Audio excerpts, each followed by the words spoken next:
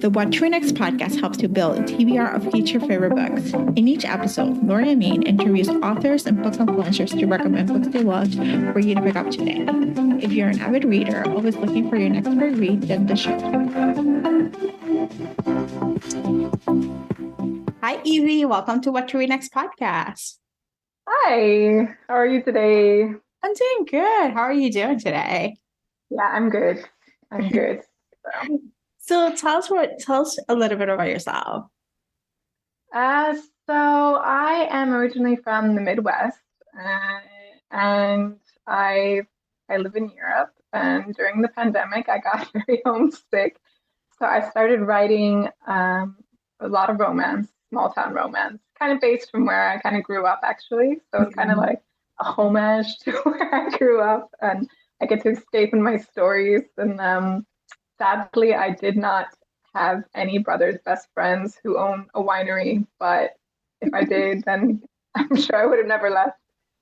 So I ended up writing a few series, and every book is a standalone, but they are all in the same world, kind of. They all kind of interlink in some way. You run into characters you might have read in another book, and so forth. And it's steamy, but very low angst. It's heartwarming. It's an easy reads. I write for like an escape. I guess a lot of romance readers maybe call it a palate cleanser. Like after you've read maybe a dark romance, you need something to clear your senses, and that's what I would say in essence is my books. All right. So we got to talk about, were you a romance reader growing up or like later in life and that led you to write romance? Or was it something different? Like you were like, I just needed this creative escape and I just allow myself to sit on my wander here. I was never a big reader growing up. I do remember reading a few like Danielle Steele novels, and I was really into watching soap operas. I think I watched General Hospital like every day, Young and the Restless. But I wasn't really a reader in general for any genre. It was only when I had a child who never slept, and the only way they would maybe sleep is if I was holding them sitting up in bed. Then I kind of discovered ebooks. And then I think I read maybe a Vi Kalin's book was one of them. Bossman, I think, was the first one. And then somehow I just went down a rabbit hole and I just read and binge read so much romance books as romance readers do. And the writing kind of came in. I've always been a writer in terms of my other work, not romance related, but just general communications and writing and so forth.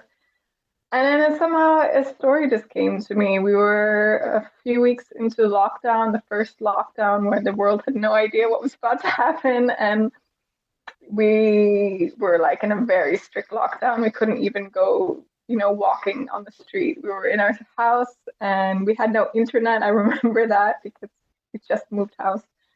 And somehow I found time while my child slept on me to write. And I just started writing. And I ended up releasing a lot of books in 2 years just because time was awarded to me from the way the world ended up in this crazy situation. Yeah. So what has been the process for you to now, the world has opened up, I think, in somewhat, and, we're in the post-pandemic world and you have other responsibilities and other things. Like how have you been managing writing, So I'm very lucky that now I get to do this full-time, or I guess you can say kind of part-time, since I still have to kind of wrangle in the small one. That's my other part of my life. So I've been very lucky and fortunate in that way to balance those two things. And that's more of a recent thing for me. But I kind of have a structured approach. Certain mornings of the week, I do my writing.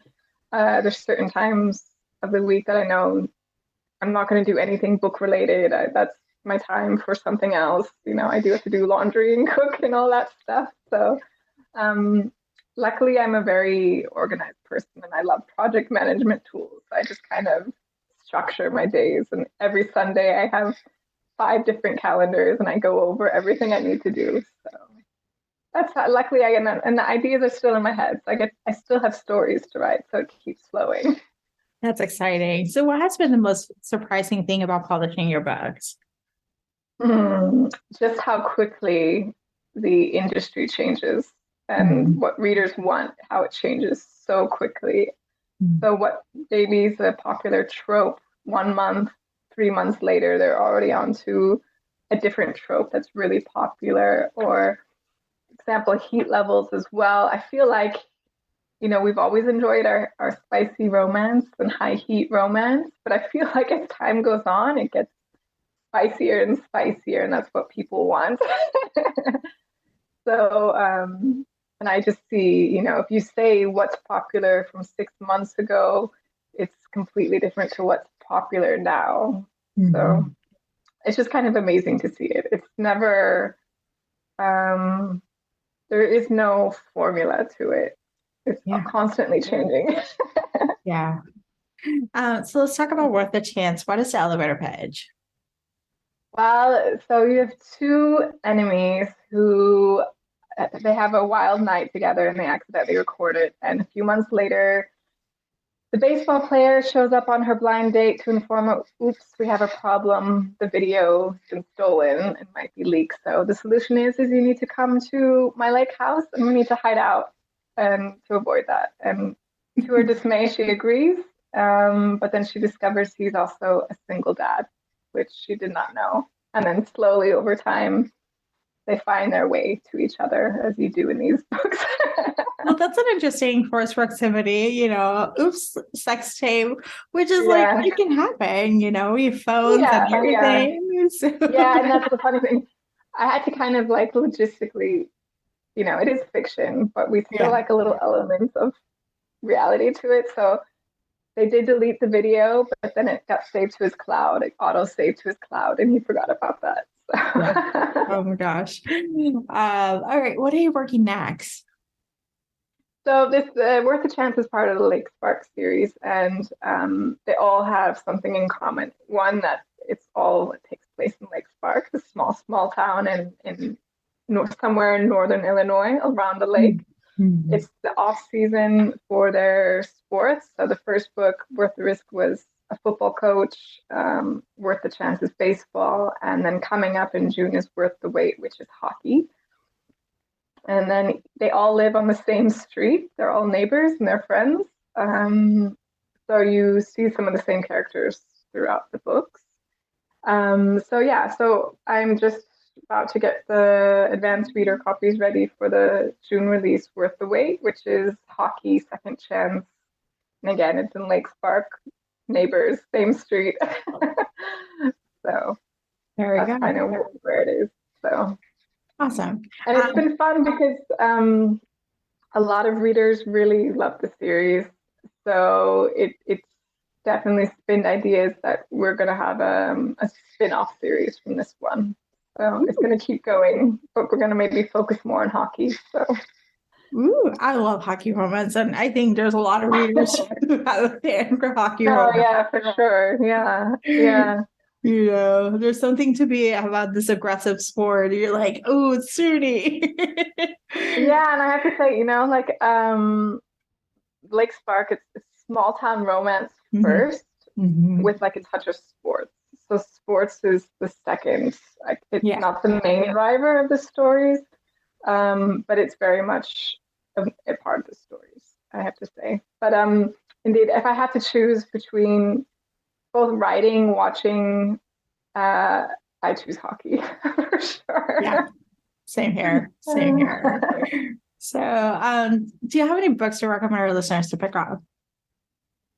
So I have to say, my reading, I used to only really read really lighthearted romance. It's my escape. I don't want to be thrown into like an emotional cave, and it's no fun for me. However, I don't know how some of these people did it, but I got roped into the entire series from Chantal Tessier, The Ritual, The Sacrifice, which is it's dark. It's very dark. It's a lot of triggers. It is nothing I would ever read. I don't read college romance. Um, but for some reason, I went down a rabbit hole and I read the entire series, and it was a wild, wild ride. And I stayed on it. And so I read that entire series lately, which is not my normal genre at all. But I do recommend it if you enjoy dark romance and you can handle, I think there's pretty much every trigger you can think of, it's in that series. So I do be warned about that. But I understand why it's very, very popular. So that's what I was been reading. And then I'm a little late to the game, but I did finally get into TL Swan's books, and I finally read the series. I know everyone says they're team. I'm team Elliot. I know a lot of people say they're team Tristan, but I'm team Elliot. So I did love her. I guess you could say it's workplace romance since they're all CEOs business. But yeah. Yeah. So I've been reading basically everything that I do not write. I love this. Well, sometimes you just need that break. You need that breather of like, reading something completely dark or something completely like different, like workplace, city place, big city romance when you're just like, I'm in this world writing the small town, So I'm on Instagram and Facebook, BookBub, Goodreads. I am on TikTok. I don't know what's happening in the future of TikTok, but I am there. But I'd say I'm mostly active on Instagram, or I have a Facebook group, and it's all under the same handle, which is Evey Lyon Books. So, thank you, Evey, for being on the show. Thank you.